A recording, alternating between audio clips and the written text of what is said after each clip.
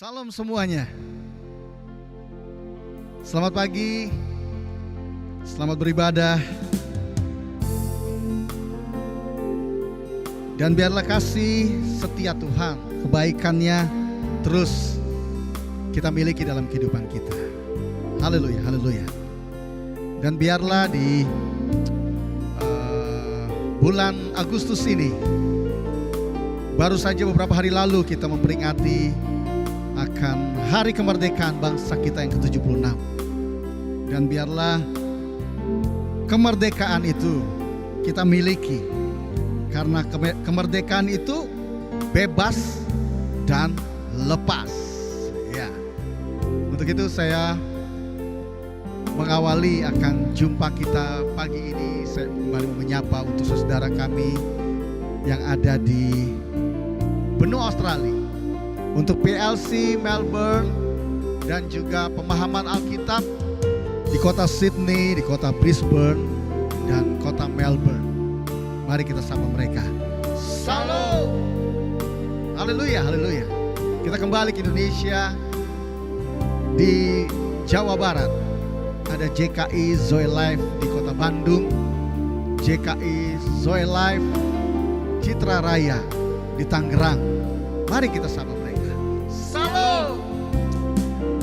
Ya, kami mau menyapa juga pemahaman Alkitab Peniel yang ada di kota Jakarta dan ada di Jawa Tengah, meliputi kota Semarang, Solo, Kartasura, Klaten, Wonogiri. Mari kita sapa mereka. Salam. Dan juga untuk di kota Medan. Haleluya. Dan kami mau menyapa juga untuk Himpunan Fellowship Hamba Tuhan yang tergabung dalam YPKB Jabodetabek, dan juga untuk Fellowship Hamba Tuhan YPKB Rotendao, dan juga untuk Fellowship Hamba Tuhan YPKB Sulawesi Tengah, Kepulauan Banggai dan Peling, dan juga bagi semua jemaat Tuhan di tempat lain di seluruh Indonesia ini. Kita sapa mereka. Salam. Haleluya. Biarlah terus kemerdekaan yang kita mau rayakan, karena sekali lagi Tuhan Yesus saja sudah menjadikan kita merdeka. Ya. Mari kita siapkan hati kita. Kita berdoa.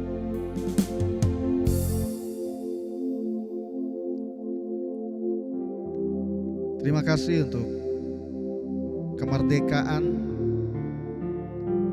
yang Engkau berikan buat bangsa kami.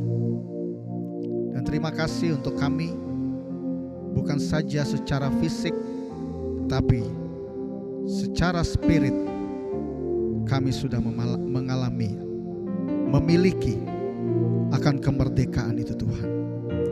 Dan biarlah kemerdekaan itu kami tetap isi kehidupan kami untuk berguna bagi banyak orang, berguna bagi bangsa dan negara. Sekali lagi Tuhan, biarlah Tuhan ibadah kami ini di minggu ini kami persembahkan kembali hanya untuk Engkau.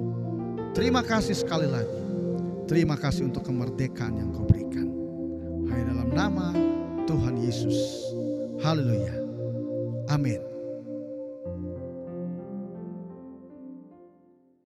Haleluya. Mari segenap umat pilihan Allah, kita nyatakan pujian ini. Kita tetap terus bangkit nyatakan kemuliaannya dan kebesarannya. Come on. Mari kita semua umat pilihan Allah, dengarlah panggilannya, menggenapi firman-Nya. Sekaranglah waktunya untuk berdiri bagi bangsa ini. Mari maju umat pemenang. Mari kita semua umat pilihan Allah, dengarlah panggilan.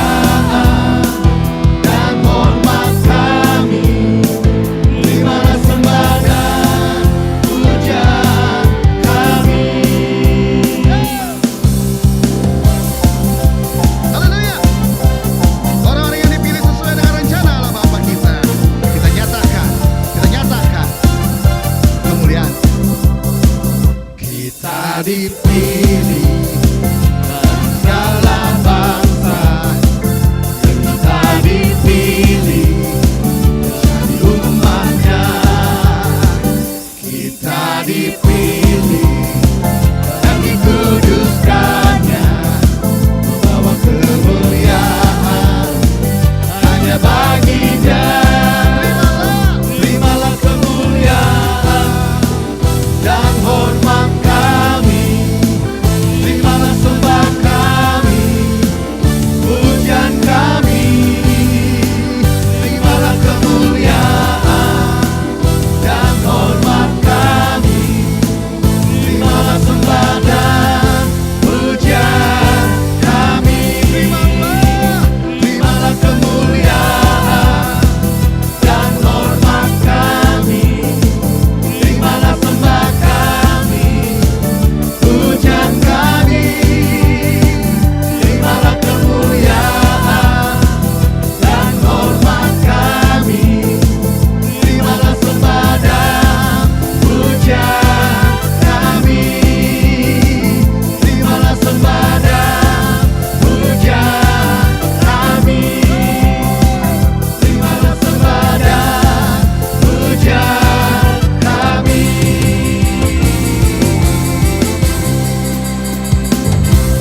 Haleluya.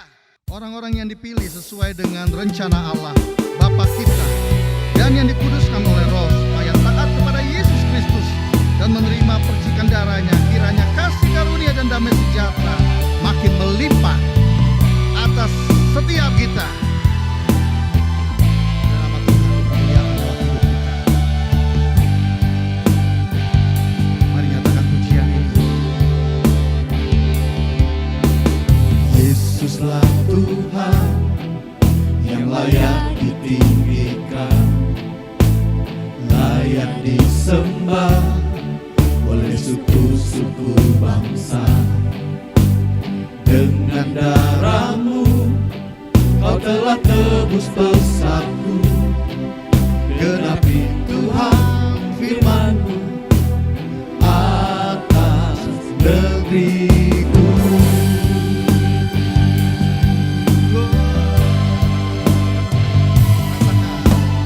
Yesuslah Tuhan yang layak ditinggikan, layak disembah oleh suku-suku bangsa.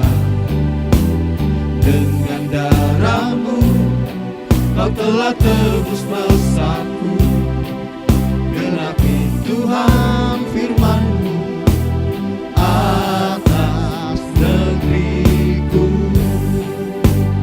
Hatiku rindu melihat kemuliaan-Mu, hatiku rindu melihat curahan kuasa-Mu di tanah tercinta, negeriku Indonesia. Ku berdoa Indonesia, penuh kemuliaan-Mu Indonesia, bagi kemuliaan-Mu. Ya Allah, Ya Allah-Ku, nyatakan kemuliaan-Mu. Ya Allah-Ku, nyatakan curahan kuasa-Mu di tanah tercinta, negeriku Indonesia. Ku berdoa Indonesia, penuh kemuliaan-Mu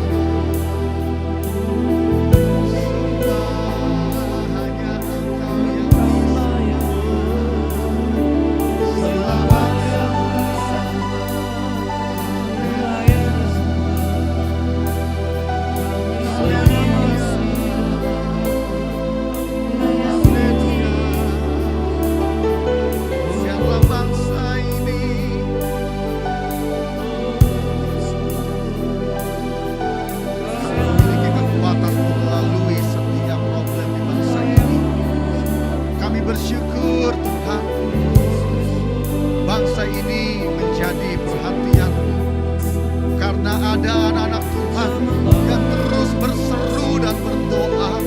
Ada anak-anak Tuhan yang terus menaruh pengharapan hanya kepadamu, hanya kepadamu Tuhan.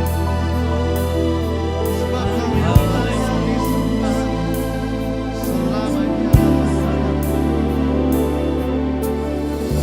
Sembah dan puji penuhi tanganmu. Sembah dan puji penuhi tanganmu. Sembah dan puji penuhi tanganmu. Yesus Tuhan adalah Raja. Sembah dan puji. Sembah dan puji penuhi tanganmu. Sembah dan puji penuhi tanganmu. Sembah dan puji penuhi tanganmu. Yesus Tuhan adalah Raja. Haleluya. Sembah dan puji penuhi tanganmu. Sembah dan puji penuhi tanganmu.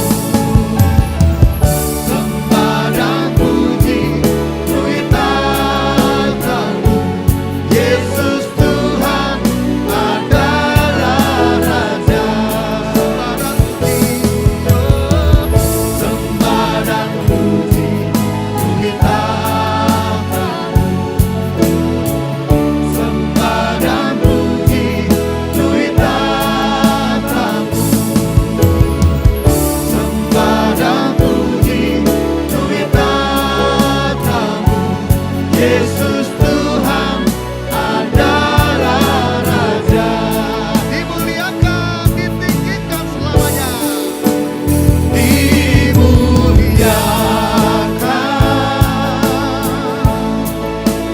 ditinggikan.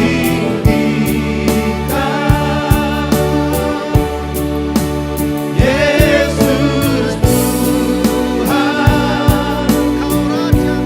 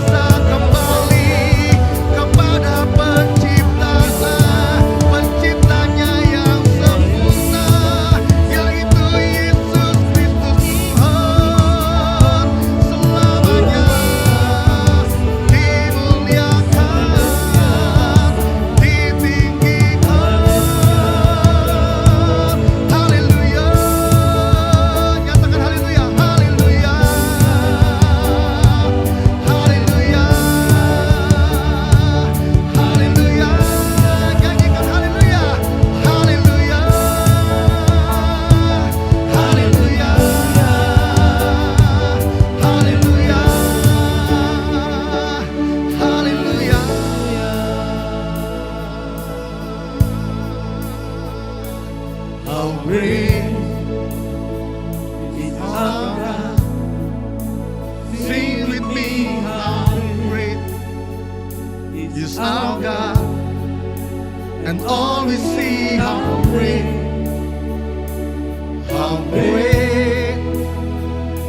is our God.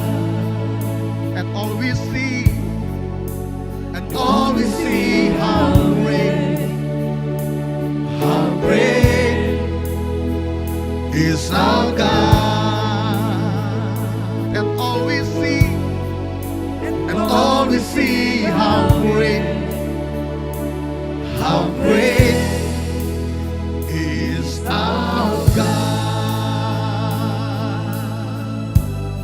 biar nama Dia saja yang dimuliakan, nama Dia saja yang ditinggikan, diagungkan, dibesarkan. Haleluya. Kami bangga memiliki Engkau yang luar biasa, Tuhan. Kami bangga memiliki Engkau, Jehovah Jireh, Jehovah Rafa, Jehovah Nisi. Saudaraku, biarlah kembali di minggu ini kita kembali nyatakan deklarasi kita. Mari,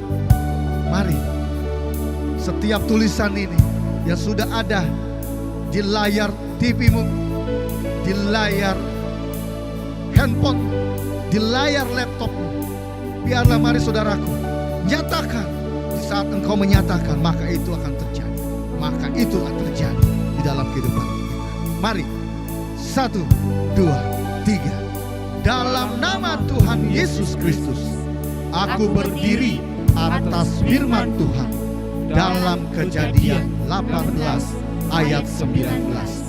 Aku John telah dipilih oleh Tuhan untuk memerintahkan, mengajari anak-anak, mantu-mantu, cucu-cucu, dan seluruh orang-orang yang tinggal di rumahku untuk samar, yaitu supaya mereka semua tetap hidup menurut jalan yang sudah ditunjukkan Tuhan Yehova, dan untuk su'ah, yaitu agar semuanya melakukan kebenaran dan keadilan. Yes.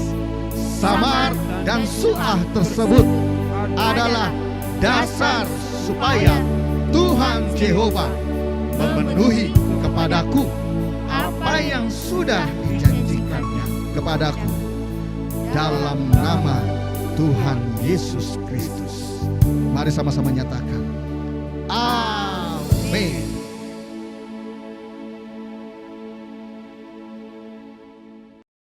Mari terus saudaraku, terus berdoa kepada bangsa ini, bangsa Indonesia ini. Dan di mana engkau ada saudaraku, mungkin engkau di Australia, engkau tetap terus juga berdoa untuk bangsa di mana engkau berada. Dan lewat pujian ini merupakan doa kita. Nyatakan yuk bersama-sama. Syukur untuk setiap rencanamu dan rencanamu yang mulia. Dalam satu tubuh kami bersatu menjadi duta kerajaanmu. Ku ucapkan berkat atas Indonesia, biar kemuliaan Tuhan akan nyata bagi bangsa ini. Kami berdiri dan membawa doa kami kepadamu. Sesuatu yang besar pasti terjadi dan mengubahkan negeri kami. Hanya namamu Tuhan ditinggikan. Mari yang di rumah, atas seluruh. kalau boleh saya jemput kita bangkit berdiri. Biar sekali lagi kita nyatakan pujian ini. Katakan, kami rindu melihat Indonesia. Kami rindu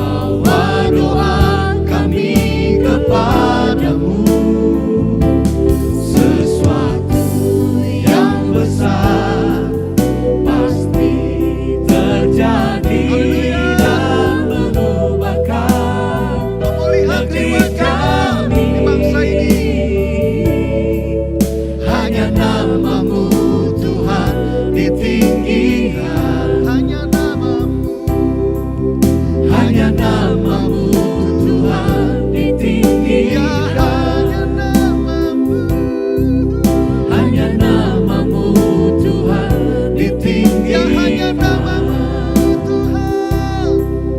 Hanya namamu Tuhan ditinggikan. Sekali lagi katakan hanya namamu. Hanya namamu Tuhan ditinggikan atas seluruh bumi.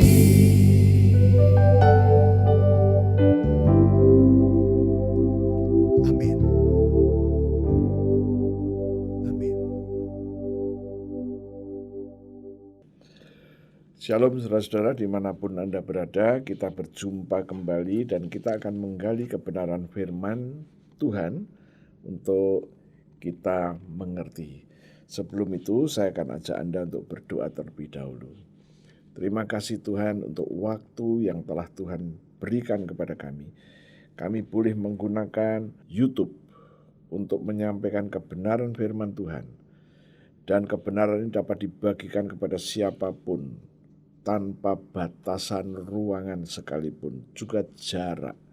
Dan aku percaya Tuhan, kebenaran firman ini yang kami mengerti akan merubah kehidupan kami masing-masing. Dan aku percaya Tuhan, Engkau ada bersama dengan kami. Pewahyuan, hikmat, dan pengertian sudah kami terima dari Tuhan, sehingga jemaat Tuhan dimanapun mereka berada, mereka memahami dan mengerti firman-Mu dengan baik dan benar. Terima kasih Tuhan, dalam nama Yesus kami berdoa. Haleluya. Puji Tuhan. Amin. Ya saudara-saudara, saya akan ajak Anda untuk melihat dari kitab Yakobus. Sebelum itu saya mau memberikan berita yang baik untuk Anda semua. Saya memberikan tema untuk firman yang akan kita pelajari pada saat ini. Temanya saya ambil juga dari ayat yang sama. Temanya berkata demikian, supaya kamu sempurna, supaya kamu utuh, dan supaya kamu tidak kekurangan sesuatu apapun. Haleluya. Nah, inilah yang dijanjikan Tuhan. Permasalahan-permasalahan yang terjadi adalah karena kita sebagai orang percaya ini kurang memahami bagaimana merespon janji-janji Tuhan. Kalau kita lihat ayat yang akan kita baca ini sudah 2000 tahun yang lalu ditulis. Dan sampai hari ini tidak pernah direvisi.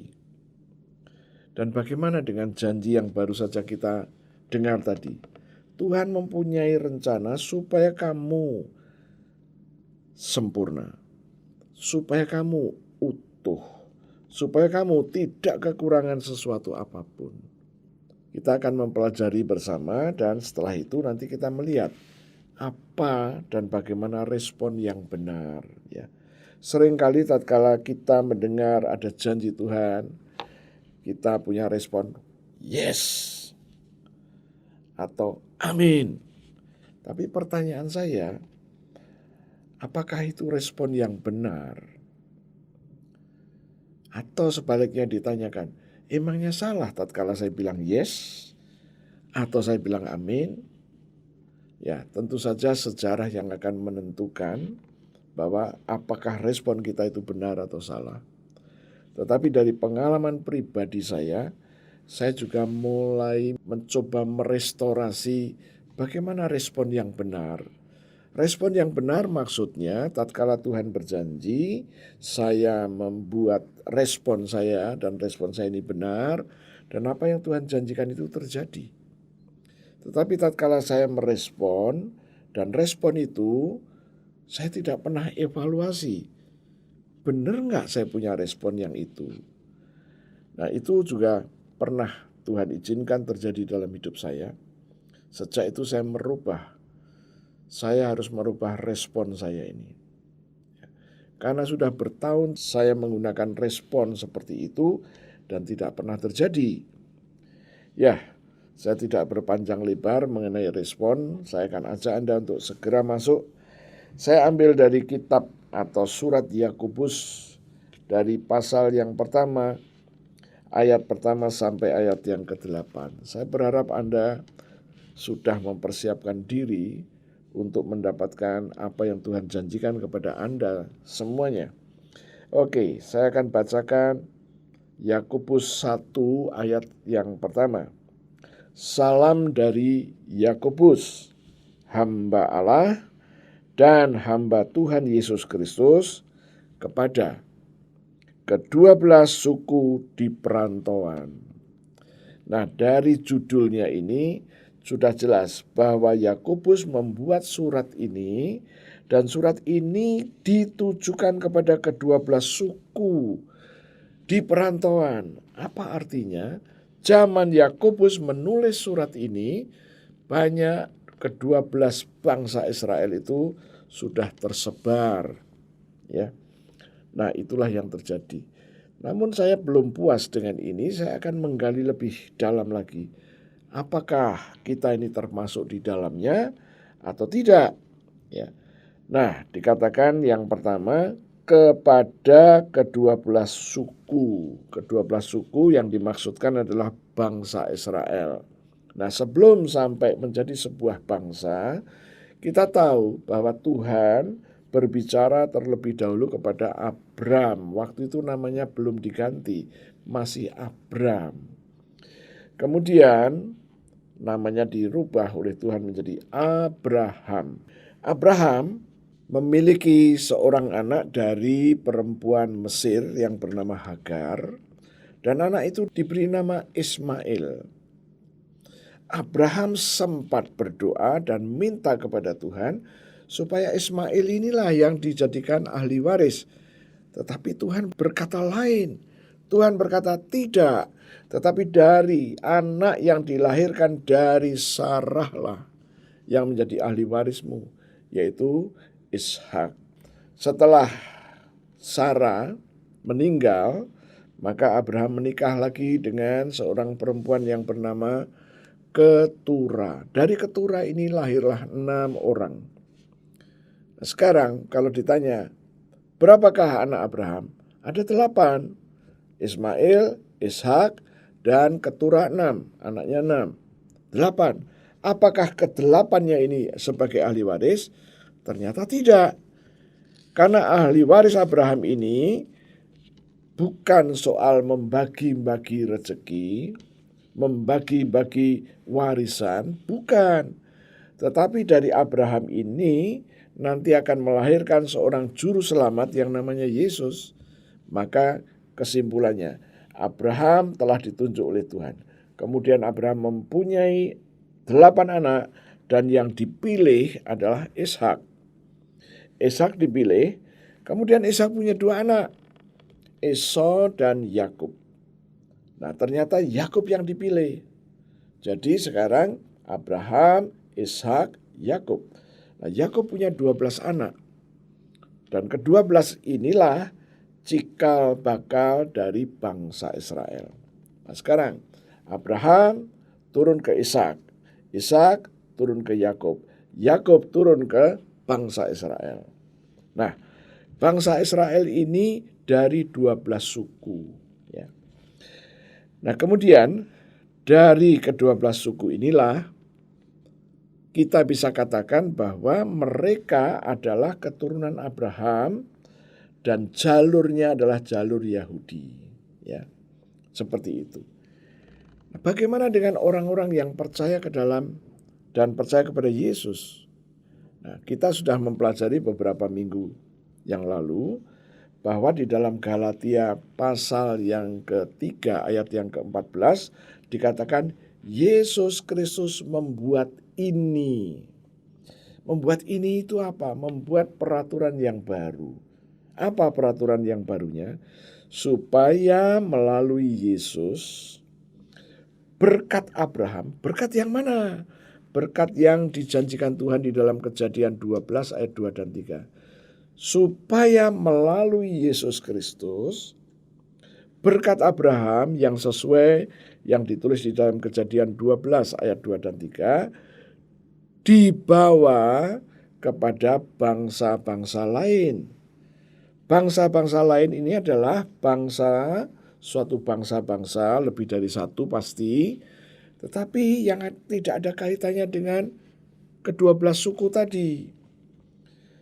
Dengan kata lain, Yesus membuat hukum yang baru, janji Tuhan kepada Abraham yang sudah dicatat di dalam Kejadian 12 ayat 2 dan 3 tadi, disebut berkat Abraham, oleh Yesus dibawa kepada bangsa-bangsa lain, termasuk Anda dan termasuk saya.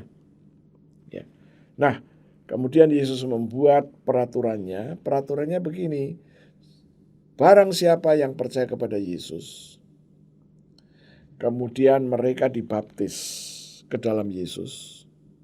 Dan waktu baptisan itu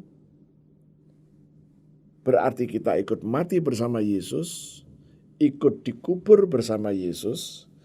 Nah, setelah dikubur, waktu Yesus bangkit, kita ikut bangkit. Dan kebangkitan itu membuat kita punya hidup, bukan hidup kita sendiri, tetapi hidup kita bersama dengan Kristus setelah kebangkitan. Jadi pada waktu setelah bangkitnya Yesus, kita ikut bangkit, kita diberi hidup yang baru yang namanya hidup bersama Kristus. Dan hidup bersama Kristus ini adalah hidup oleh iman. Hidup dari iman.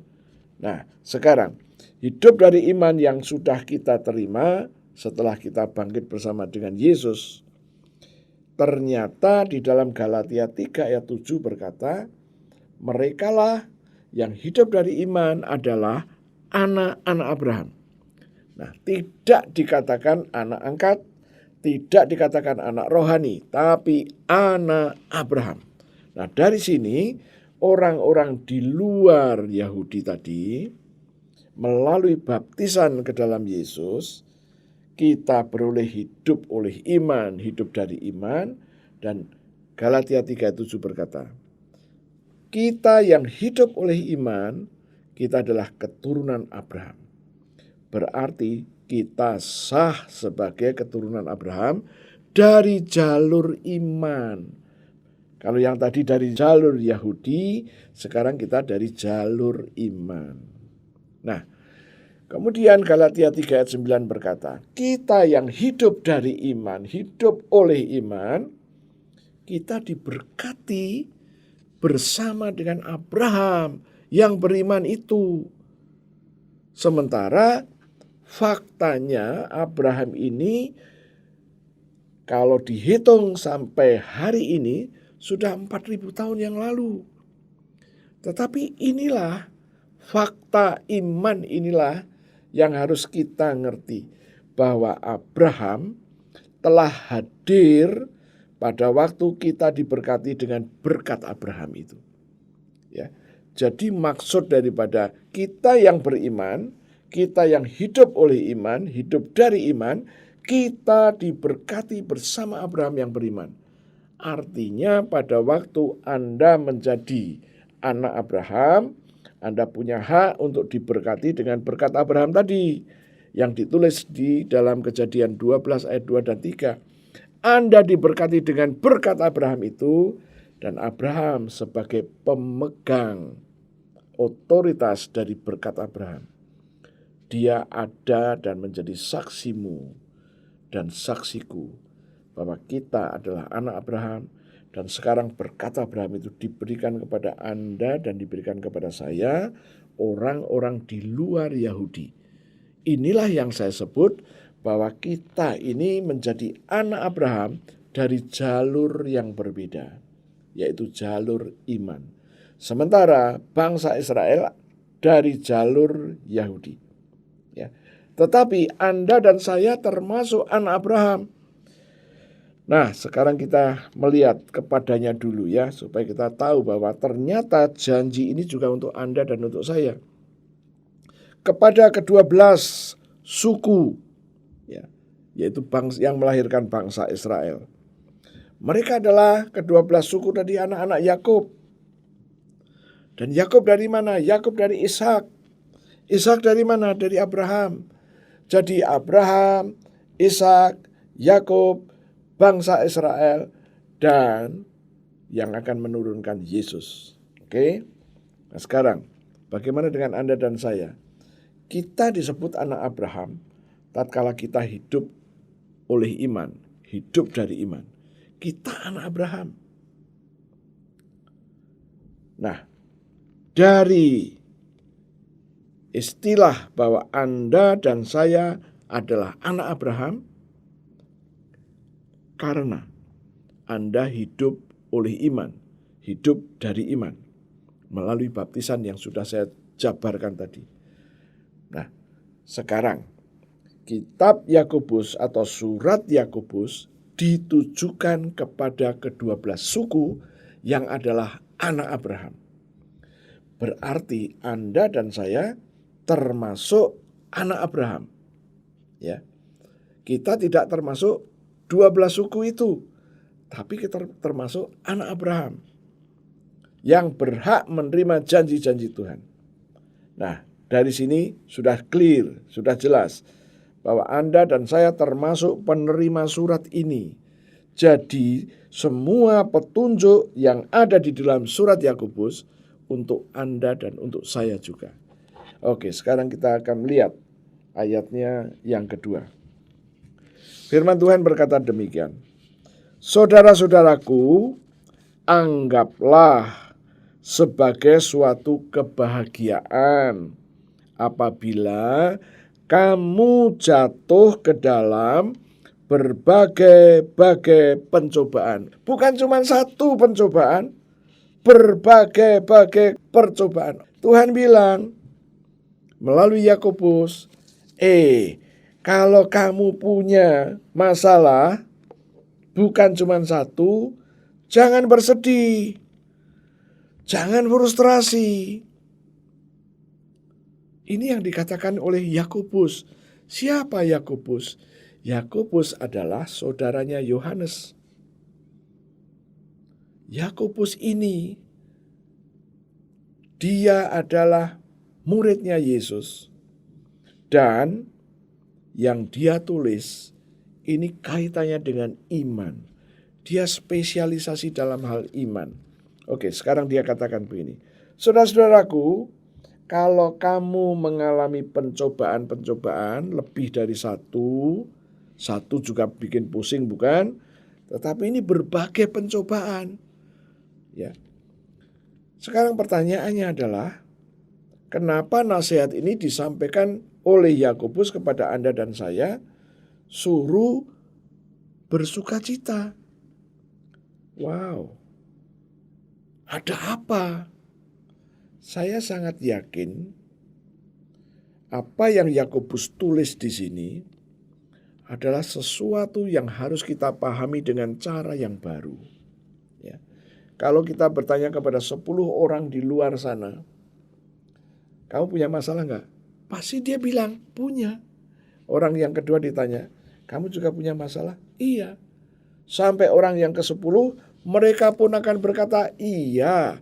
Kami semua bersepuluh ini punya masalah. Oke, sekarang ditanya. Yang kedua, masalahmu berapa? 1, 2. Mungkin dia berkata 1. Mungkin yang lain akan berkata, oh saya ada 3 masalah. Yang lain lagi berkata, oh masalah apa lagi. Nah, semuanya kalau kita tanya lagi, oke, bagaimana dengan masalah yang kamu hadapi? Semuanya akan berkata, aduh, pusing. 1 aja udah pusing, apalagi 10. Dan yang menarik di sini, di dalam ayat yang kedua ini, saudara-saudaraku, anggaplah sebagai suatu kebahagiaan. Oke? Apabila kamu jatuh ke dalam berbagai-bagai pencobaan. Jadi Tuhan tahu bahwa pencobaan, masalah yang datang dalam hidup kita seringkali bukan cuma 1, tapi berbagai-bagai. Ya, yang jelas lebih dari 1 lah. Ya, tetapi yang menarik di sini Tuhan berkata melalui Yakobus, anggaplah sebagai kebahagiaan. Oke, jangan berpikir negatif dulu, kita pelajari dulu ya. Dikatakan sebagai kebahagiaan. Kata kebahagiaan dalam bahasa Yunaninya adalah chara, ya. Chara. Chara itu rejoice, bersukacita. Ya. Mungkin Anda berpikir, ini sepertinya nggak realistis. Punya masalah kok suruh bersukacita. Ya. Semua orang kalau punya masalah dan masalahnya itu cukup berat, akan nampak dari wajahnya. Tapi sekarang kenapa diperintahkan suruh bersukacita? Ya. Oke, sekali lagi saya katakan jangan menilai yang buruk dulu. Kita akan lihat, kita akan lanjut, nanti kita akan tahu. Nah, dikatakan di sini ayatnya yang kedua, anggaplah sebagai suatu kebahagiaan. Pegang dulu. Nanti kita akan pelajari. Apabila kamu jatuh dalam berbagai pencobaan. Sekarang kita akan lihat. Dikatakan apabila kamu jatuh ke dalam berbagai pencobaan. Kata berbagai pencobaan berarti bukan cuma satu. Apa maksudnya? Maksudnya Tuhan tahu persis bahwa pencobaan yang datang dalam hidup kita tidak senantiasa satu. Bisa 2, bisa 3, bisa 4. Nah, sekarang kita lanjutkan dulu ya. Kata pencobaan di situ bahasa Yunaninya adalah peirasmos. Peirasmos. Apa ini peirasmos? Nah, ternyata peirasmos itu artinya ujian dengan tujuan membuktikan bahwa sudah jadi. Nah, pencobaan itu ujian. Ujian dengan tujuan untuk membuktikan bahwa Anda sudah jadi. Kok enggak masuk pikiran ini, Pak? Saya akan pakai satu fakta yang lain. Kalau ada orang yang membuat perhiasan di tangan kah, di gigi kah, ya kan? Kemudian perhiasan untuk telinga perempuan, untuk kalung, ya kalung bisa dipakai laki-laki, bisa dipakai perempuan, dibikin dari emas. Biasanya dicitak dulu. Dia bikin citakan. Ya, saya pernah tinggal dekat orang ahli gigi, ya. Jadi seringkali kalau orang itu sudah diberkati berlimpah, bingung. Di cincinnya, di jarinya sudah ada cincin. Di lehernya sudah ada emas. Nah, dia masih diberkati Tuhan, maka bingung. Maka dia bikin gigi emas. Ya. Kalau cincin bisa diambil oleh orang, kalung bisa diambil orang, kalau gigi gimana? Ya, it's okay. Pada waktu orang membuat emas, membuat gigi emas yang saya lihat, saya juga pernah melihat orang bikin bandul kalung itu. Ya. Dia bikin dari semacam lilin begitu. Kemudian dimasukkan di dalam satu tempat yang namanya gips. Kemudian di atasnya barulah emas-emas itu dibakar. Waktu emas dibakar, kemudian lilinnya akan larut. Waktu lilinnya larut masuk ke dalam gips, kemudian rongga itu diisilah sama emas. Kemudian setelah jadi dipecahkan gips itu, kemudian emas-emas yang nggak kepake dipotong begitu. Kemudian mulai digosok, ya digerinda dan macam-macam. Setelah jadi, apa yang terjadi? Itu emas ditaruh di atas batu karang begitu, kemudian dibakar dengan api. Ya. Dibakar. Setelah dibakar saya lihat, wow, menjadi bright. Jadi yang dikatakan di dalam Yakobus pasal 1 ayat yang kedua tadi dikatakan, ya, bahwa apabila kamu jatuh ke dalam berbagai pencobaan, anggaplah itu sebagai sesuatu kebahagiaan. Jadi rupa-rupanya tatkala bandul kalung atau cincin atau gigi tadi tatkala sudah selesai, dia harus di finishing dengan disembur lagi dengan api. Dan jadilah bright, mengkilap. Oh, haleluya. Jadi seperti inilah cara berpikir kita diajari oleh Yakobus. Kalau masalah datang, janganlah kamu bersedih dan janganlah kamu berduka. Anggap itu satu kebahagiaan. Kenapa? Karena Tuhan mengatakan bahwa melalui masalah ini kamu sudah jadi. Kalau emas tadi cincinnya sudah jadi. Kalau gigi tadi giginya sudah jadi. Kalau bandulnya sudah jadi. Tinggal dijual. Wow. Ini perubahan cara berpikir. Cara memandangnya. Ya. Sekarang sebelum saya lanjut. Oke. Katakanlah sekarang Anda mempunyai masalah dan Anda bersedih. Apa yang dilakukan oleh orang yang sedang bersedih? Nothing. Tidak ada yang dia lakukan. Yang dia lakukan cuman menangisi nasibnya. Kenapa sih gua begini? Kenapa gua begini? Inilah cara pandang yang harus kita rubah. Ya. Oke, itu ayat yang kedua. Sekarang kita melihat ayat yang ketiga. Sebab kamu tahu, firman Tuhan berkata, bahwa ujian terhadap imanmu itu menghasilkan ketekunan. Apa ini maksudnya? Maksudnya adalah kaitannya dengan ayat yang kedua. Berbagai-bagai pencobaan tadi, Yakobus berkata di dalam ayat ketiga, itu ujian terhadap imanmu. Nah, sementara kita berpikir pencobaan yang terjadi ini masalah. Tapi Yakobus bilang, bukan. Itu ujian terhadap imanmu. Tuhan mengaruniai kami 3 anak. Mereka sekolah di sekolah yang sama. Tatkala mereka menghadapi, diberitahu gurunya, oke, minggu depan siap-siap ya, kita ulangan. Kemudian oleh istri saya dibimbinglah anak-anak bagaimana menghadapi ulangan itu. Ya. Kalau itu dalam bentuk jarah begitu, oleh istri saya diajarin bikin singkatan. Jadi dari singkatan nanti kamu tinggal membaca singkatannya. Kemudian diajari bagaimana membuat singkatan-singkatan itu. Dari situ dia tinggal belajar singkatannya. Simple.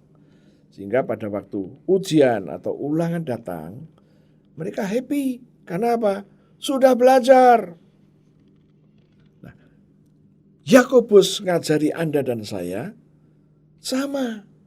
Pencobaan-pencobaan itu adalah ujian untuk imanmu. Kalau belajar, ya pasti bisa dan pasti lulus. Kan begitu. Lanjut lagi dulu yuk.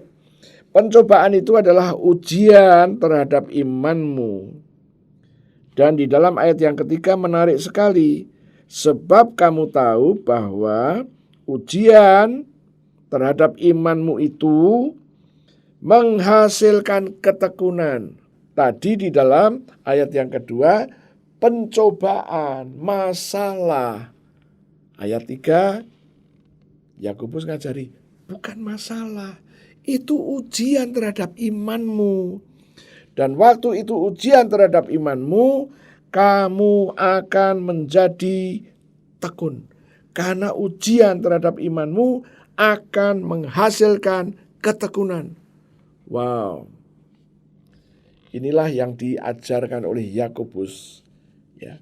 Kita akan ikuti. Karena di sini nanti akan mengandung satu janji yang luar biasa. Ujian terhadap iman, bahasa yang lain, pencobaan. Kita tidak diskusi mengenai istilah dulu. Pencobaan datang, di satu pihak Yakobus bilang itu ujian terhadap imanmu. Tatkala ujian terhadap imanmu datang, kamu akan menjadi tekun. Ya. Ini hukum. Tapi kalau kamu menggunakan istilah pencobaan, Yakobus nggak nyeritain. Tapi katakanlah ya, ini ada satu alat saya pakai. Ini bisa disebut pencobaan. Tetapi Yakobus nggak mau pakai itu pencobaan. Ini ujian iman.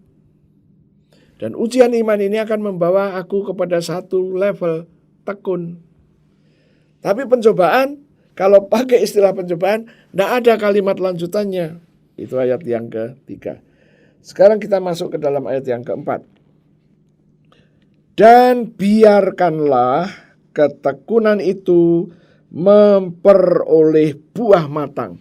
Jadi rupa-rupanya dengan ketekunan Anda akan memperoleh buah matang. Buah matang itu apa? Hidupmu. Hidupmu lebih matang lagi. Oh, haleluya. Memperoleh buah matang. Jadi tatkala buah matang tadi kamu terima, firman berkata, supaya kamu menjadi sempurna. Wow. Jadi dengan buah matang yang sudah dihasilkan oleh hidupmu, kamu menjadi sempurna. Itu yang pertama. Yang kedua, dan kamu menjadi utuh. Apa ini maksudnya? Nanti dulu. Dan yang berikutnya, dan kamu tidak kekurangan sesuatu apapun. Haleluya. Ini yang saya pakai sebagai tema. Sekali lagi, Yakobus tidak menggunakan istilah pencobaan. Tetapi Yakobus menggunakan istilah ujian iman. Ujian iman akan membuat kamu tekun. Ketekunanmu akan membuat kamu menghasilkan buah.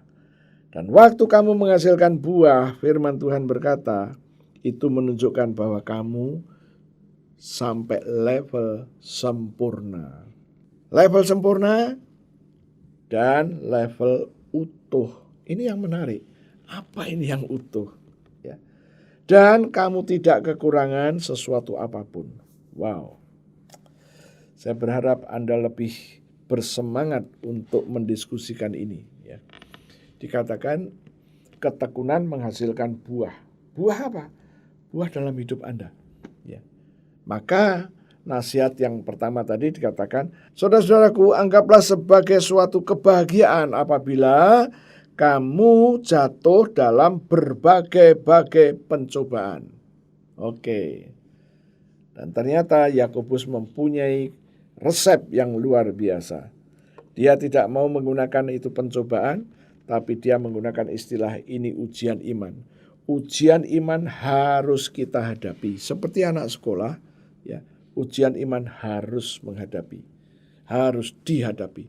Dan tatkala ujian iman sudah dihadapi, dia akan membuat Anda menjadi tekun. Ketekunanmu itu akan membawa Anda sampai satu level Anda berbuah. Wow. Tatkala Anda berbuah, firman Tuhan berkata, buah yang Anda hasilkan tadi membuat kesempurnaan hidupmu. Anda sempurna dalam hidup Anda. Apa? Yang sempurna apa? Yang sempurna adalah hidupmu sempurna, pekerjaanmu sempurna, keluargamu sempurna, bisnismu sempurna. Di mana itu bisa terjadi? Kita masih akan lanjut lagi supaya lebih lengkap. Yang jelas, Anda punya posisi di mata Tuhan, Anda sempurna. Yang kedua, Anda utuh. Lawan dari utuh itu tidak utuh. Seperti katakanlah ini bejana. Begitu jatuh tidak utuh lagi. Berkeping-keping. Tapi Tuhan bilang, kamu sudah lulus, sekarang kamu utuh. Artinya, jatuh berkeping tidak boleh menjamah dan menguasai hidupmu. Tidak utuh, keluarga tidak utuh, anak-anak tidak utuh, itu tidak boleh menjamah hidupmu. Bisnis tidak utuh, tidak boleh menjamah hidupmu. Oke, sempurna, utuh. Dan yang selanjutnya, yang ketiga dikatakan bahwa tidak berkekurangan apa-apa. Kalimat yang tepat, dan tidak kekurangan sesuatu apapun. Keuangan tidak kekurangan, kebahagiaan tidak kekurangan, kesehatan tidak kekurangan, Wow, semua aspek dalam hidup tidak kekurangan. Ya, ini yang dijanjikan Tuhan. Sempurna, utuh, dan tidak kekurangan sesuatu apapun.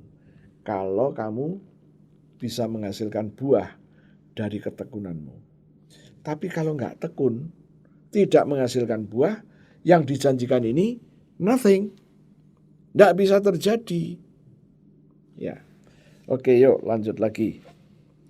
Kita akan melihat selanjutnya ayatnya yang kelima.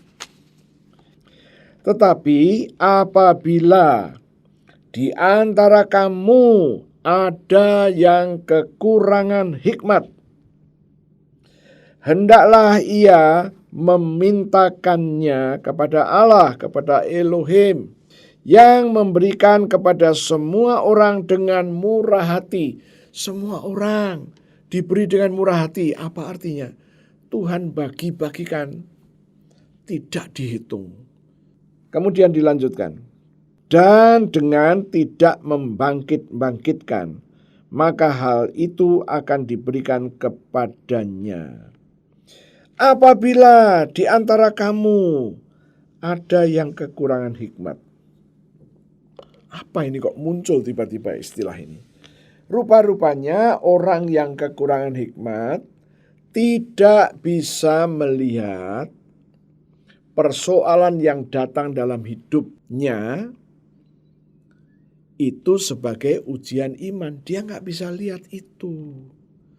Yang dia bisa lihat cuma ada, aduh masalah satu belum selesai, datang lagi.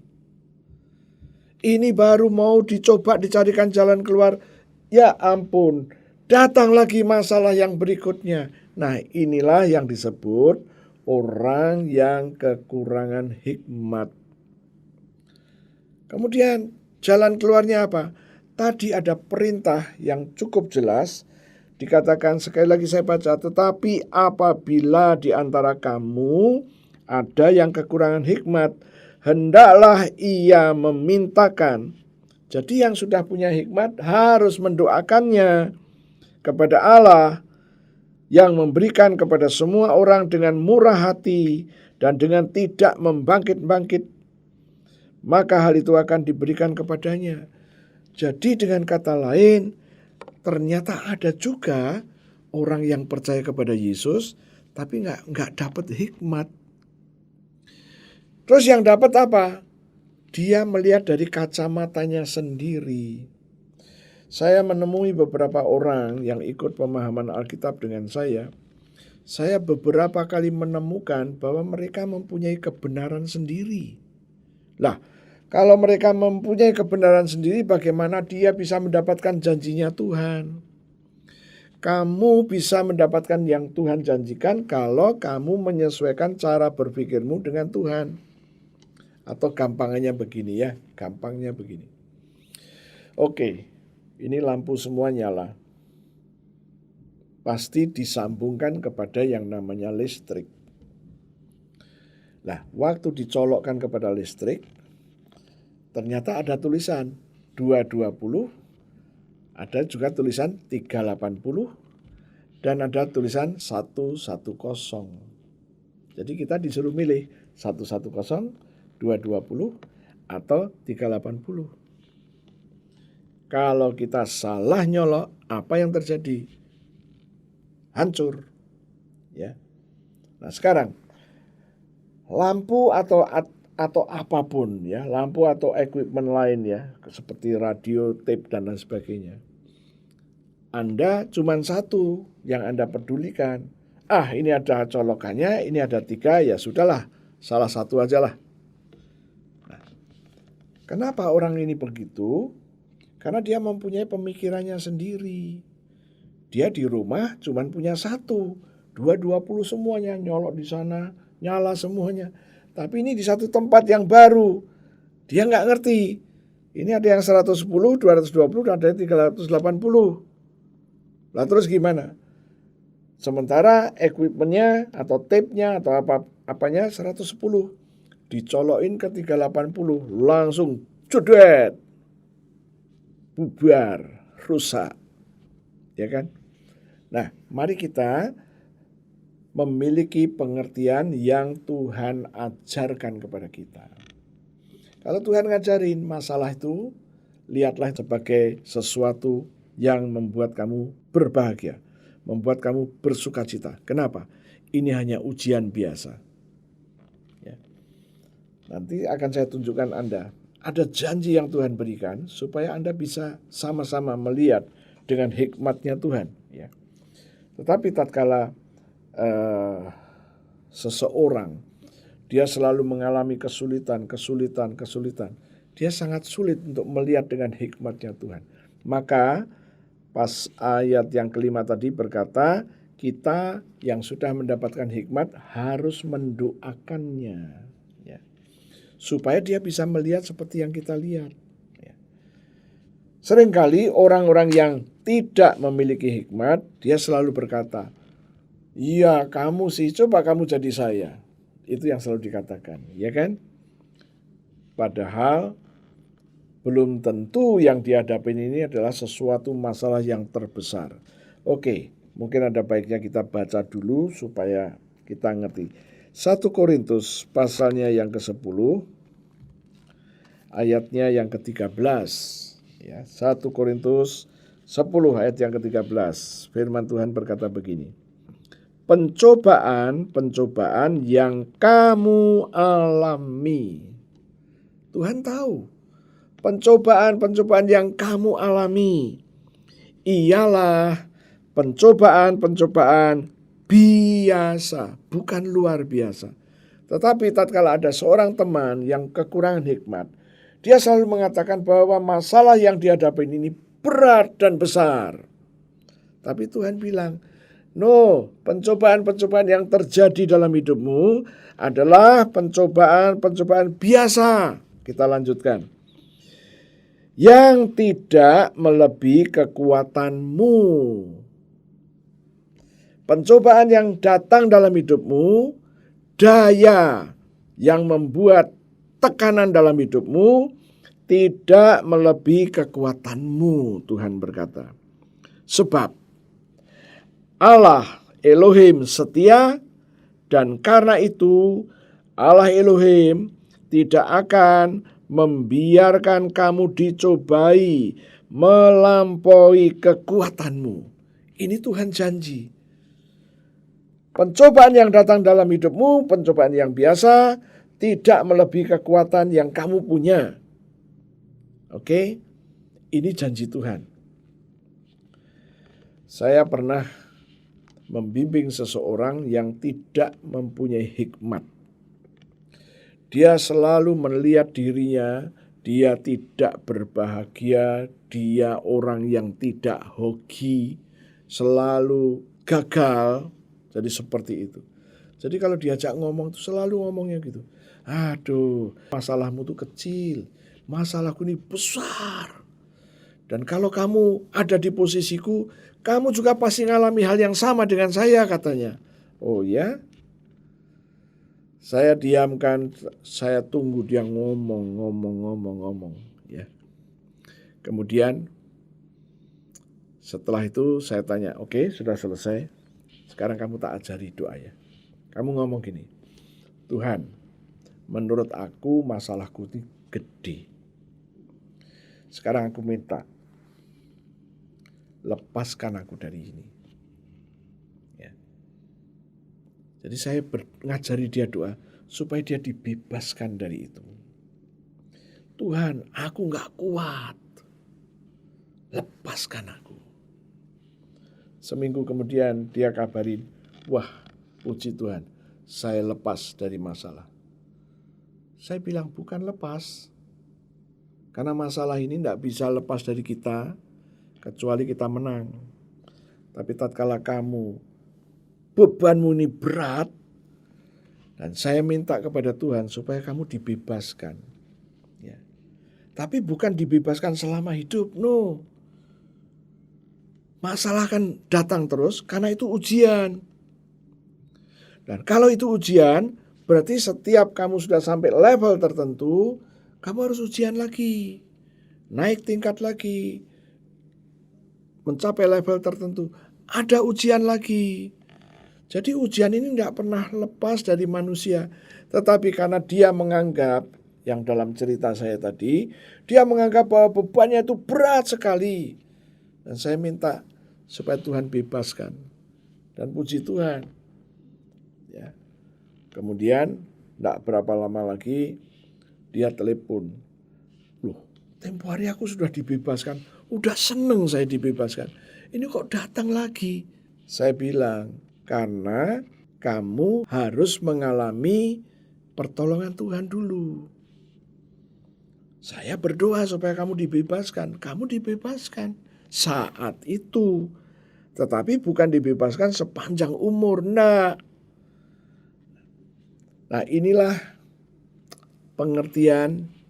Ya, kalau kita punya pengertian sendiri, maka kita akan capek menghadapinya.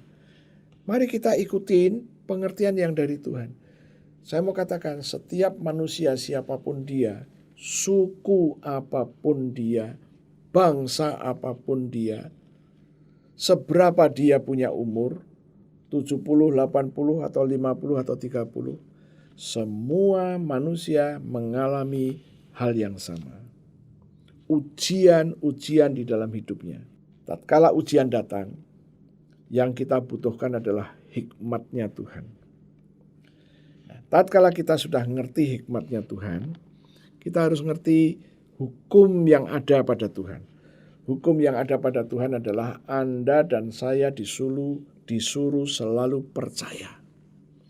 Dan tatkala kita disuruh percaya, ya, artinya apa itu percaya? Percaya adalah saya mempercayai Tuhan. Dan kalau mempercayai Tuhan dan Anda cuma diam saja, Anda cuma ngomong, Tuhan saya percaya. Tuhan saya percaya. Bukan itu yang harus kita kerjakan. Anda berkata, Tuhan aku percaya janjimu. 1. Setelah itu apa yang harus kita lakukan? Karena Yakobus berkata kalau kita percaya kita harus punya langkah iman. Langkah yang menyatakan percaya itu. Ya. Nah, kalau kita sudah ngerti bagaimana kita menghadirkan percaya kita akan lihat. Kalau kamu percaya kepada Tuhan, perkatakan apa yang Tuhan janjikan. Ya. Tuhan, Kau izinkan aku menghadapi pencobaan-pencobaan. Terima kasih Tuhan. Pencobaan ini gak boleh lebih berat daripada kekuatan yang aku punya. Inilah yang harus kita katakan. Oke, masih ada janji Tuhan di dalam 1 Korintus 10 ayat yang ke-13. Pencobaan yang kamu alami ialah pencobaan biasa yang tidak melebihi kekuatan manusia, sebab Allah Elohim setia. Karena itu Allah Elohim tidak akan membiarkan kamu dicobai melampaui kekuatanmu.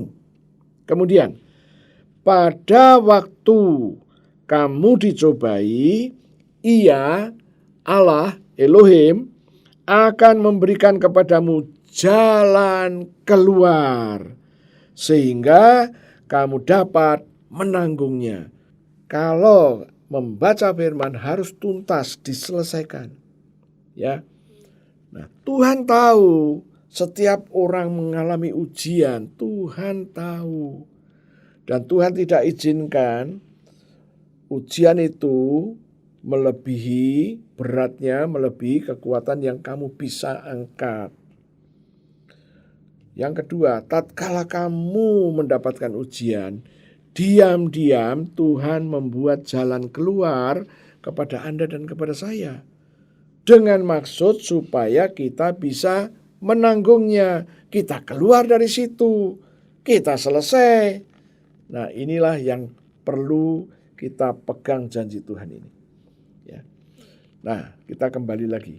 Sekarang apa yang harus kita lakukan? Kalau kita belum bisa melihat seperti yang Tuhan lihat, minta supaya dapat hikmat. Kalau kamu sudah dapat hikmat, kamu akan bilang, oh iya betul, Tuhan kasih jalan keluar. Di dalam Alkitab ada satu petunjuk, ada satu cerita yang diceritakan bahwa ada seorang pemungut cukai badannya tidak tinggi seperti kebanyakan orang. Jadi badannya itu kira-kira cuma 120-130 cm. Sementara orang-orang itu ada yang 160, 170, 190. Nah, kalau mereka berjalan dengan orang-orang yang tidak sama tingginya, dia akan sulit. Di depannya orang lebih tinggi, di belakangnya lebih tinggi, samping kiri, samping kanan lebih tinggi. Akhirnya apa? Dia nggak bisa lihat apa-apa. Tapi kalau dia berjalan dengan orang yang ukurannya sama, mirip, dia masih bisa melihat. Tapi tatkala kiri kanannya adalah orang yang lebih tinggi, ambil napas pun susah. Dia bisa komplain, tetapi ternyata dia nggak komplain. Dia mendahului dulu rombongan itu, kemudian dia cari pohon, dia naik ke pohon, dan dia lihat dari atas. Siapa ini orang yang istimewa ini? Ternyata yang istimewa ini Yesus. Yesus lagi berjalan dengan diikuti banyak orang. Apa yang terjadi? Dia dengan bebas tanpa halangan, dia melihat dari atas. Itulah yang dikerjakan oleh seorang yang disebut namanya Zakheus. Dia berhikmat. Kekurangan di badannya tidak mempengaruhi. Maka dia mencoba mencari jalan keluar. Ini adalah orang yang berhikmat. Tapi kalau orang yang tidak berhikmat, dia bilang, nggak mau ah. Aku bisa lihat apa? Nggak bisa lihat. Ya kan? Orang yang tidak berhikmat, dia akan membawa masalahnya keluar. Tapi orang yang berhikmat, dia akan membawa jalan keluar yang dia lihat. Itulah yang terjadi. Sekarang saya akan ajak lagi, masih ada 2 ayat yang harus saya selesaikan. Ya. Yakobus pasal 1, sekarang kita sampai ayat yang ke-6. Hendaklah ia memintanya dalam iman. Ini yang menarik, meminta dalam iman. Banyak sekali orang berdoa hanya meminta dan tidak di dalam iman. Emangnya ada beda, Pak? Loh, ya pasti beda. Hendaklah ia meminta dalam iman. Nah, meminta dalam iman sama meminta dalam doa, ya. Apa bedanya? Kalau tidak tahu, pasti orang berkata sama. Toh mintanya juga kepada Yesus kan? Bukan. Meminta dalam iman itu ada satu pengertian begini. Saya bandingkan dulu. Meminta dalam iman dan meminta atau berdoa kepada Yesus. Oke. Saya pernah dalam posisi seperti yang saya mau ceritakan ini. Saya pada waktu itu bertanya, berdoa itu bagaimana? Kemudian pembimbing saya berkata, ya minta aja. Minta apa? Nah, apa yang ada di dalam hatimu? Mintalah. Saya ikutin petunjuk itu. Saya punya persoalan dan saya berdoa. Saya tunggu sebulan tidak terjadi apa-apa. Setahun tidak terjadi, 2 tahun tidak terjadi. Saya balik kepada pembimbing saya. Aku sudah doa seperti yang kau mau. Kau suruh aku lakukan. Aku sudah lakuin, tapi nggak terjadi apa-apa. Kemudian pembimbing saya bilang, yang tekun. Iya, oke, berapa lama lagi? Nah, saya berdoa lagi. Saya tunggu lagi setengah tahun, setahun, nggak terjadi apa-apa. Saya balik lagi. Ya. Saya bilang, ginilah, ajari saya berdoa dan Tuhan tergerak. Dia bilang, itu yang sulit. Ya. Nah, itu. Nah, sekarang, ini contoh doa biasa. Oke? Sekarang doa dengan iman. Pertanyaan saya, tahukah Anda apa yang Tuhan mau lakukan untuk diri kita? Ini dulu. Kalau kita sudah tahu apa yang Tuhan rencanakan dalam hidup kita, apa yang Tuhan mau kerjakan dalam hidup kita, kamu sudah tahu itu.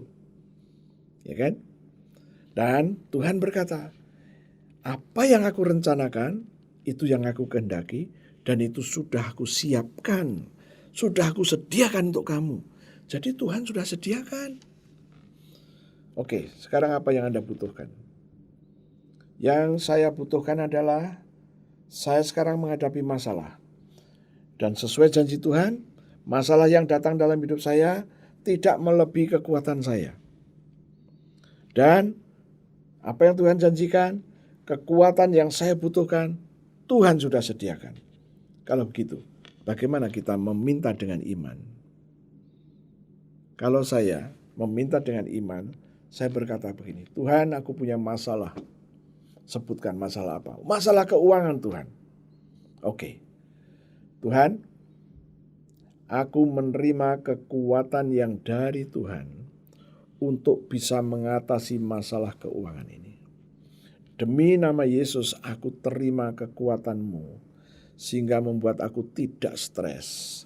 Karena kekuatan yang Kau berikan kepadaku lebih besar dari masalah yang datang.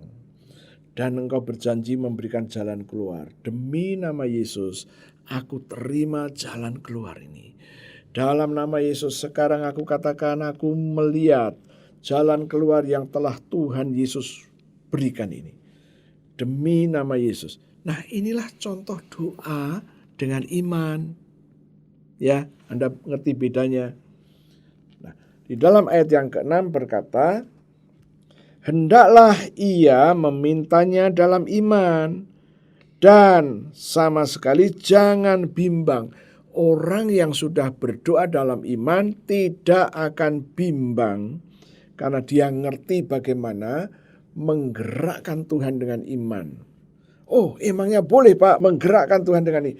Tuhan selalu tergerak tatkala Anda punya iman. Dan Tuhan tidak pernah tergerak sesuatu yang tanpa iman. Nah, ini hukum yang selalu saya katakan. Kita harus ngerti, jangan punya pengertian sendiri. Kalau Anda sudah ngerti, ayo praktekkan doa dengan iman. Masalahmu selesai. Cepatlah. Oke, lanjut lagi ayat yang ke-6. Hendaklah ia memintanya dalam iman dan sama sekali jangan bimbang. Tidak boleh bimbang. Sebab orang yang bimbang sama dengan gelombang laut yang diombang-ambingkan kian kemari oleh angin. Itu kondisi orang yang bimbang, yang gak punya iman. 7. Orang yang demikian janganlah mengira bahwa ia akan menerima sesuatu dari Tuhan. Orang yang bimbang tidak akan menerima sesuatu dari Tuhan. 8. Sebab orang yang mendua hati tidak akan tenang dalam hidupnya. Mendua hati. Di satu pihak punya iman, tapi di pihak lain tidak begitu yakin. Sekarang saya akan ajak Anda, kita sudah sampai kepada kesimpulan. Ya. Kita ikutin. Masalah yang datang jangan pernah berkata bahwa itu masalah. Itu ujian iman. Oke? Dan katakan bahwa Anda sudah menerima kekuatan yang dari Tuhan untuk mengatasi ujian iman. Yang ketiga, katakan, terima kasih Tuhan untuk jalan keluar yang sudah Kau siapkan untuk aku. Ya. Inilah doa-doa dengan iman. Dan yang terpenting, kita kembali kepada ayatnya yang ketiga tadi. Tuhan, aku sekarang menghadapi ujian terhadap imanku. Dan aku percaya ujian ini akan membawa aku menjadi tekun.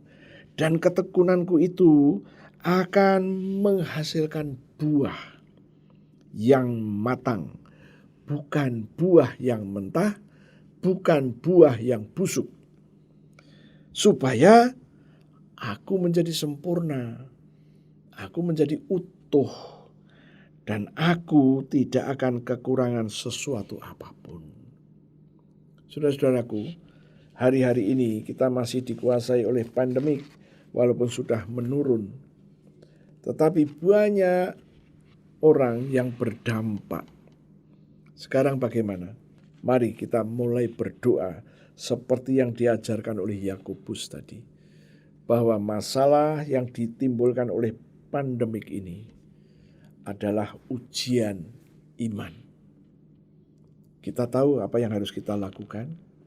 Katakan, ujian iman ini tidak akan melebihi kekuatanku. Ujian iman ini akan membawa aku kepada satu ketekunan. Dan ketekunan itu akan membuat aku menghasilkan buah. Buahnya buah yang matang, bukan buah mentah dan bukan buah busuk. Dan tatkala aku berhasil menghasilkan buah itu, maka aku menjadi sempurna, utuh, dan tidak kekurangan sesuatu apapun. Kalau Anda percaya ini janji Tuhan, ada janji yang telah Tuhan sampaikan.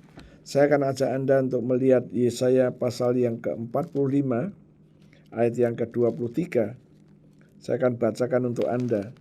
Tuhan berkata demikian, demi aku sendiri, aku telah bersumpah. Tuhan berkata, demi aku sendiri, aku telah bersumpah. Apa yang disumpahkan Tuhan? Dari mulutku telah keluar kebenaran. Telah keluar firman. Dari mulut Tuhan telah keluar firman dan itu kebenaran. Apa itu kebenaran? Suatu firman yang tidak dapat ditarik kembali.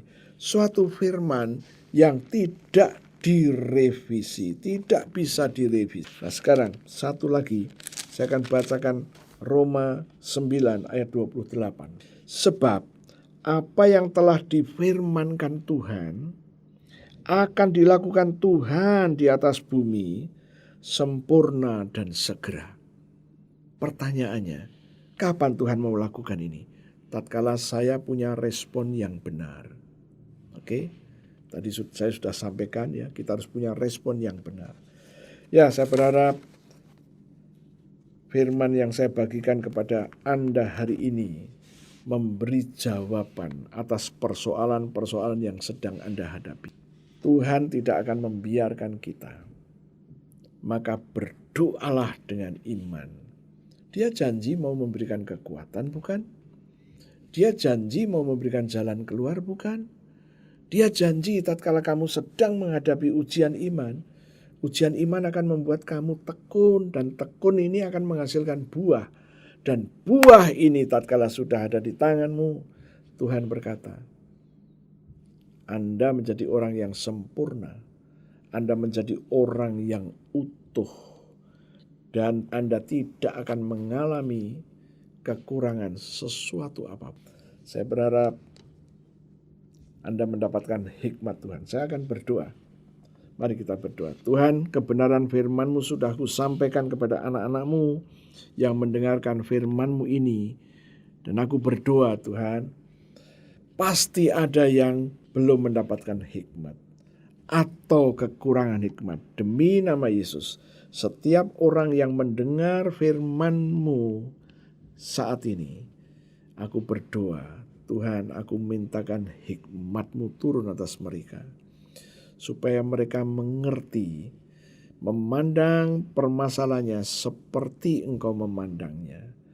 Tuhan, Engkau berjanji bahwa Engkau memberikan hikmat itu dengan tanpa batas. Engkau akan berkelimpahan memberikan hikmat. Dan demi nama Yesus kami katakan, semua orang yang mendengar firman-Mu saat ini, mereka mendapatkan hikmat yang dari Tuhan, mengerti rencana dan firman Tuhan. Tuhan, aku percaya, tatkala mereka sudah mendapatkan hikmat, maka mereka menghadapi permasalahannya dengan yang iman. Tatkala mereka menghadapi masalah, kekuatan yang dari Tuhan turun atas mereka, dan jalan keluar yang dari Tuhan juga turun atas mereka, dan mereka melihat jalan keluar itu. Tatkala mereka menghadapi dengan cara-Mu, mereka akan membuat dirinya menjadi tekun, dan ketekunan yang mereka miliki akan menghasilkan buah yang matang, bukan buah yang mentah dan bukan buah yang busuk. Dan tatkala mereka berbuah, maka mereka akan sampai kepada yang Tuhan mau. Mereka menjadi orang yang sempurna, bisa mengatasi kesulitannya. Mereka menjadi orang yang utuh, karena mereka menjadi kuat karena Engkau. Dan firman-Mu berkata, sejak saat itu juga mereka tidak kekurangan sesuatu apapun. terjadilah yang kau janjikan, karena kami punya iman. Sekarang Tuhan, di hadapan kami ada roti dan anggur. Berkatilah roti dan berkati anggur ini seperti 2000 tahun yang lalu. Engkau telah memberkati roti dan anggur untuk para murid-Mu. Lakukan juga untuk kami, Tuhan. Kami punya iman yang sama. Tuhan, kami juga akan mendeklarasikan perkataan iman sehubungan dengan tubuh dan darah-Mu. Saudara-saudaraku, mari kita perkatakan perkataan iman sehubungan dengan tubuh dan darah Yesus. Tuhan, terima kasih untuk tubuh-Mu yang hancur, tubuh-Mu yang penuh dengan bilur-bilur, karena firman-Mu berkata, oleh bilur Yesus kami semuanya sudah sembuh. Penyakit-penyakit di tubuh kami, Tuhan, sudah Kau ambil dan ditanggung di tubuh Yesus. Kesengsaraan kami, kegagalan kami, jalan buntu yang menghadang hidup kami, nasib buruk yang terus mengikuti kami, telah Kau ambil semuanya dan ditanggung di tubuh Yesus sampai membentuk bilur-bilur. Tuhan, aku percaya, aku terima sekarang korban tubuh Yesus yang penuh dengan bilur. Mari kita makan sama-sama dalam nama Yesus.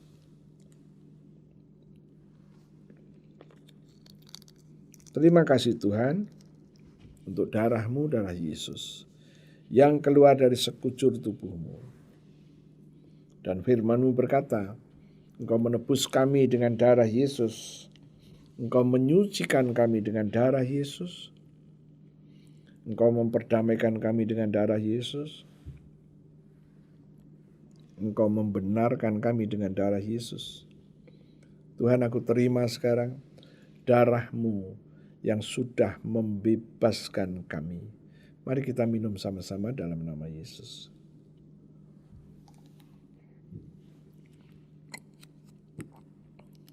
Terima kasih Tuhan. Kami anak-anak-Mu baru saja makan daging-Mu dan minum darah-Mu. Dan Engkau berjanji, Engkau memberikan kepada kami semuanya hidup kekal-Mu. Dan Engkau berkata di dalam hidup kekal-Mu tidak ada kebinasaan, tidak ada alam maut, tidak dikuasai masalah, tidak dikuasai penyakit, tidak dikuasai kegagalan, tidak dikuasai kecelakaan. Tuhan, itu adalah janji-janji-Mu dan kami terima janji itu. Sekarang posisi kami di dalam Engkau dan Engkau di dalam kami. Engkau berkata, mintalah apa saja dan semuanya akan diberikan.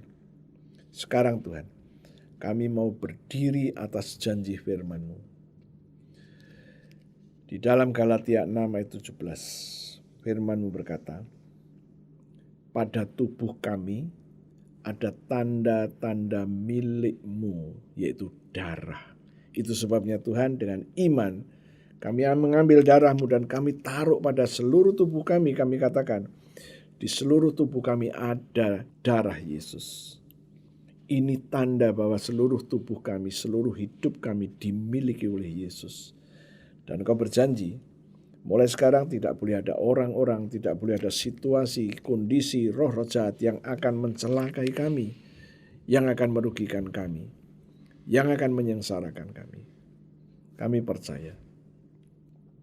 Tuhan, sekarang kami mau lanjut berdoa untuk gereja-gereja Tuhan dimanapun berada. Tuhan, kami berdoa untuk gereja yang sudah Tuhan bentuk. Kami berdoa pewahyuan, hikmat, dan pengertian turun atas gereja-gereja Tuhan. Kami juga berdoa untuk setiap jemaat-jemaat Tuhan. Biarlah melalui pandemi COVID-19, mereka yang sudah mendapatkan kebebasan mendengar firman dari hamba-hamba-Mu siapapun, biarlah mereka boleh mendapatkan pewahyuan, hikmat, dan pengertian, sehingga mereka bisa menolong dirinya sendiri, bisa menolong orang-orang lain, dan bisa menolong keluarganya. Engkau menginginkan kami menjadi jemaat-jemaat Tuhan yang dewasa, yang bisa mengatasi semua kesulitan, semua gangguan dalam hidup mereka. Terima kasih Tuhan. Kami juga tidak lupa berdoa untuk bangsa dan negara kami. Tuhan, terima kasih Engkau telah memberikan negara Indonesia. Kami mendukung pemerintah kami yang dimotori oleh Pak Jokowi. Tuhan, kami terus minta pewahyuan, hikmat, dan understanding yang dari Tuhan turun atas Pak Jokowi yang menggerakkan tim kerjanya, Bapak Wapres, Menko, menteri-menteri, juga Bapak Kapolri dan Bapak Panglima ABRI.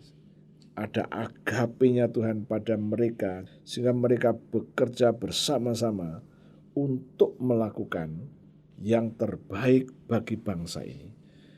Dan kami juga berdoa untuk silent majority dimanapun mereka berada, supaya mereka boleh mengawal negara ini untuk tidak melenceng dari yang sudah digariskan oleh founding father. Terima kasih Tuhan. Dan biarlah silent majority ini juga boleh bangkit, tidak diam-diam, tapi bangkit benar-benar mengawal bangsa dan negara ini, sehingga bangsa dan negara ini boleh mencapai target yang seperti Tuhan mau. Terima kasih Tuhan. Dan kami juga terus berdoa, jauhkan dari korupsi, dan jauhkan dari mara bahaya, jauhkan dari gempa bumi yang menghancurkan. Aku minta darah Yesus aku taruh di negara Republik Indonesia ini.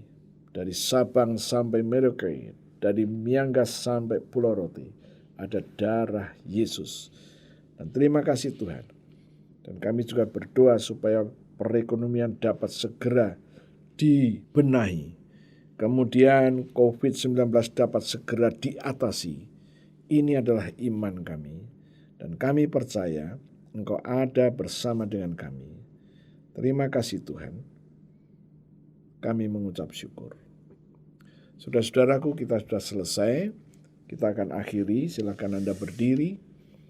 Tuhan, kami sudah selesai dengan kebaktian ini.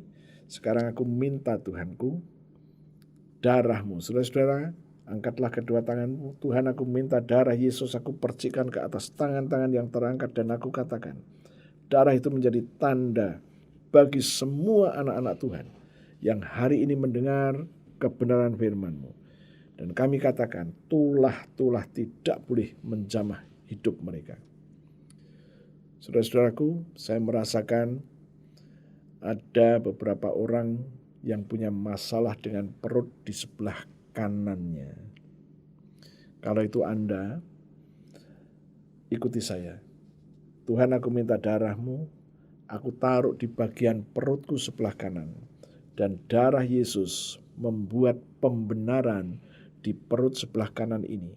Dan aku katakan pembenaran sudah terjadi. Maka perut sebelah kanan tidak boleh dijamah dan dikuasai penyakit apapun. Dalam nama Tuhan Yesus. Saya juga merasakan ada seseorang yang punya masalah dengan kepala di bagian depan ini. Ikuti saya. Terima kasih Tuhan, aku minta darah Yesus aku taruh di bagian kepala depan ini. Dan darah Yesus membenarkan kepala bagian depan ini. Pembenaran sudah terjadi. Dan aku katakan dengan kuasa nama Yesus, tidak ada masalah dengan sakit penyakit apapun namanya. Saya merasakan ada yang punya masalah di sebelah telinga kiri, di belakang telinga kiri ini. Pegang dan katakan, Tuhan aku minta darah Yesus, aku taruh di kepalaku bagian kiri di atas telinga kiri ini. Darah Yesus sudah membenarkannya. Dan firman Tuhan berjanji, tidak ada masalah lagi. Aku percaya. Tuhan, aku serahkan setiap doa-doaku untuk anak-anak-Mu yang punya masalah.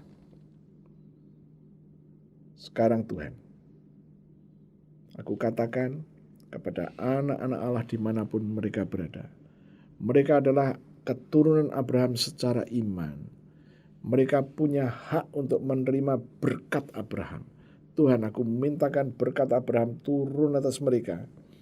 Dan mereka sekarang mengerti bahwa mereka adalah keturunan Abraham berdasarkan iman. Terima kasih Tuhan, aku minta damai, sejahtera, sukacita, dan agape-Nya Tuhan turun atas semua orang. Semua yang mendengar firman ini. Terima kasih Tuhan, dalam nama Yesus. Haleluya, puji Tuhan. Amin.